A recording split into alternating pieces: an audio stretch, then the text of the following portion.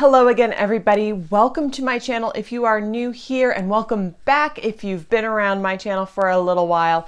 My name is Sarah, and today we are going to talk about some kind of more unique plants for your low light spaces.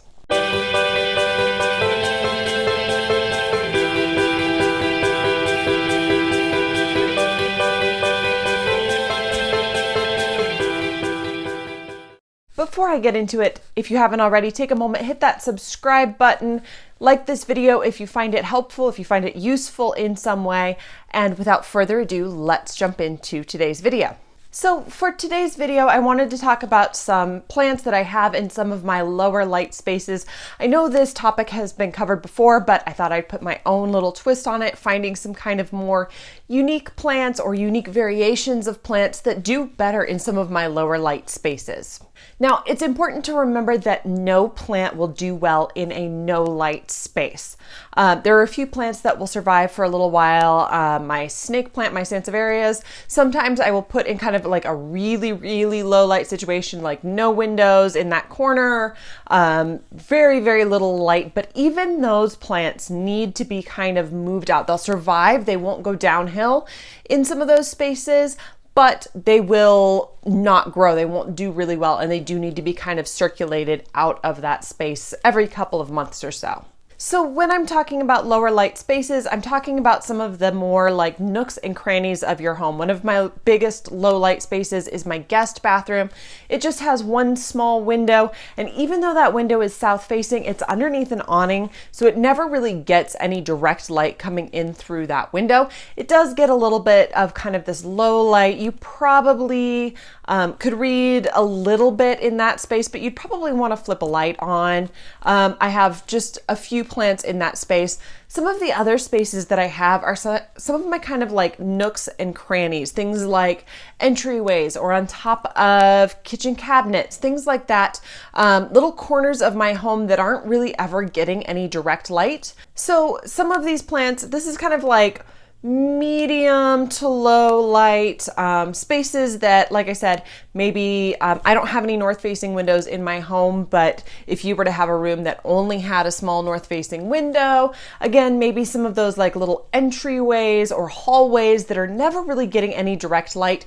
They're still getting some light throughout the day, but they are lower light spaces. So like I said, I thought I'd try to find some more unique plants or more unique variations of plants that you could put in some of these spaces. I know everybody's done to death the Pothos, the Sansevieria, the ZZ plant, things like that.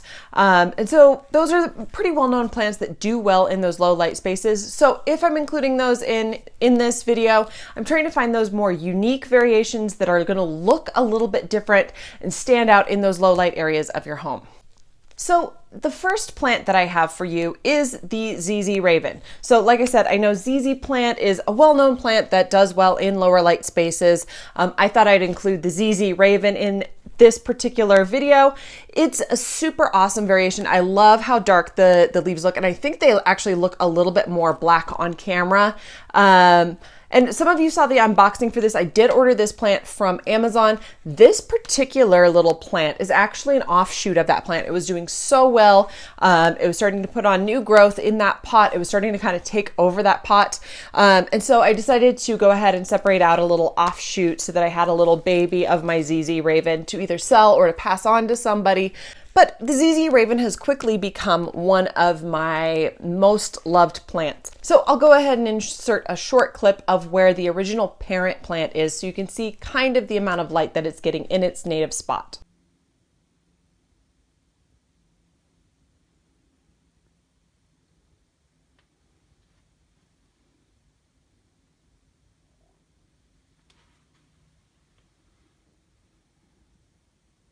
So as you can see, getting a little bit of light from kind of a west facing window, but there's a little bit of shade. It never gets any direct sunlight, and that room is actually painted gray, so there's not as much light reflecting off the walls as well.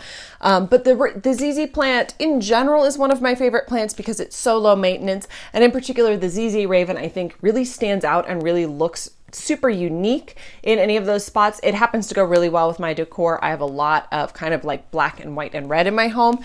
So if that kind of is along the lines of your aesthetic, I highly recommend ZZ Raven. Will do great without a whole lot of light, and it's also low maintenance as well. So next up, I thought I'd throw in a couple of Hoyas that do better in lower light situations. Most Hoyas will do a little bit better with really bright indirect light, or even a soft amount of direct light, either in the morning or kind of filtered through something. Most of my Hoyas prefer quite a bit of light, but I have a couple Hoyas that kind of, again, rotate in and out of spaces that don't have quite so much light. I'll throw in a clip of both of my Hoyas that I have in kind of lower light situations. One is my Hoya Carnosa that's kind of, it gets quite a bit of light in that space. And the other one is my Hoya Obovata that gets a little lower light.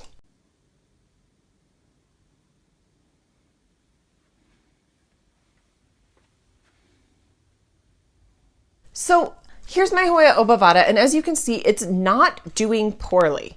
It's actually got a few smaller leaves here. It looks like it's trying to put on a little bit of growth, but it's staying pretty much stable in that lower light situation where it's at right now. The important thing to keep in mind with Hoyas that you're putting in that space is that they may actually need to be rotated in and out. So this Hoya Obovata has been here in my plant room a couple of times. It's gone on that shelf where you can see that clip where it's at.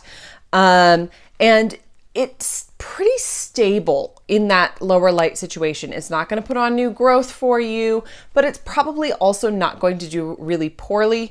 So I thought I'd mention, like I said, just a couple of Hoyas that will do okay. They will survive for you in a lower, medium, indirect, even like a slightly low indirect light. But I wouldn't recommend it if you want to see a lot of new growth on your plants. They really will just stay a little bit more stable in that spot. Not doing worse, not doing better.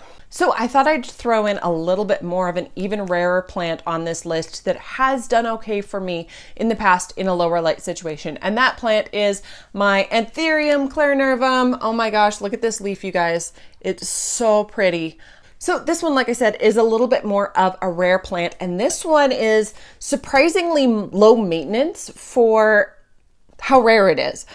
You would think that an anthurium like this would be something that was a little bit more finicky, but this one actually has been in that same kind of little alcove where my Hoya Obovata is, and it's done okay.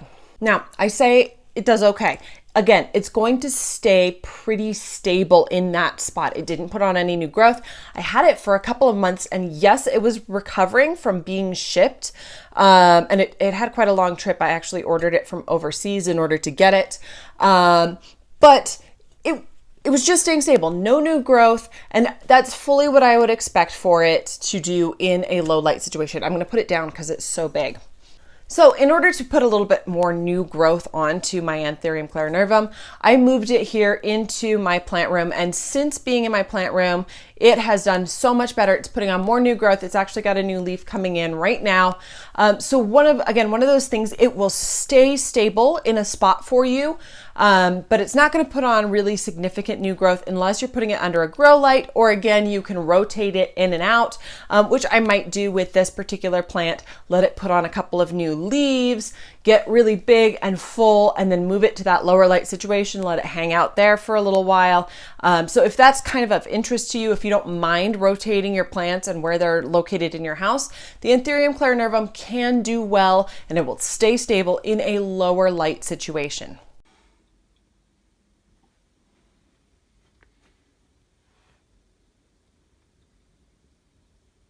The next plant that's going to do well for you in a low light situation is your Scindapsus Pictus. So this one is maybe not the most rare of plants, although you can certainly find rarer variations than I have here. I just have the regular version, the Satin Pothos, if you want to call it by its common name.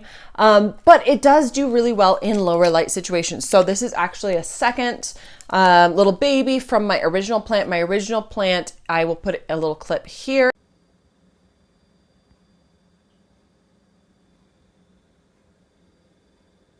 It's in that kind of upper corner, the top of my kitchen shelves, and it's getting pretty low light there. Again, probably I would say a medium, bordering on low, indirect light in that situation. This little baby lives on my little bookshelf in my room. Again, not getting any direct light. It's that same location that I actually have my ZZ Raven. So not getting any new light, but both of them have actually put on quite a bit of new growth in that particular scenario. So if you're looking for something that will grow and thrive and you don't necessarily have to move in and out, you can definitely find some unique Scindapsus pictus and put those in your lower light situations, and they will do perfectly well in that situation. So it probably won't come as any surprise to you guys that I'm putting a Pothos on this list. Again, it's pretty well known that a Pothos will do well in pretty much whatever circumstances you want to throw at it. And this one again lives above my kitchen cabinets in that kind of medium indirect to low indirect light situation. This one made my list, one, because it is a little bit more rare and unique variety, and two, because it actually brightens up that space quite a bit. And that is my massive neon Pothos. That's right, this thing is just absolutely huge, and it does so well in that space. This one I've had above my kitchen cabinets. Again, super low maintenance. And what I really enjoy is that there's no variegation for me to worry about losing in that lower light, although my variegated varieties also do pretty well in that same scenario. But it's also this lovely bright neon green. So if you're looking for something that's going to add a little pop of color and really stand out in a darker corner, this neon Pothos will do super well for you. It's really on my list more because of its decorative elements than it is because it's a particularly rare plant. But Pothos in general, and in particular the neon Pothos, will do really well for you, low maintenance, and will do well in lower light.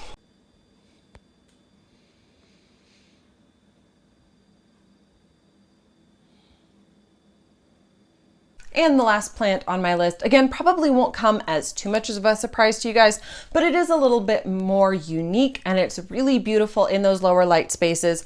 That is the Philodendron Micans. So as you can see, these beautiful, beautiful leaves, they're a little bit velvety. They have kind of a little bit, hopefully you can see it, hopefully it's reading on camera.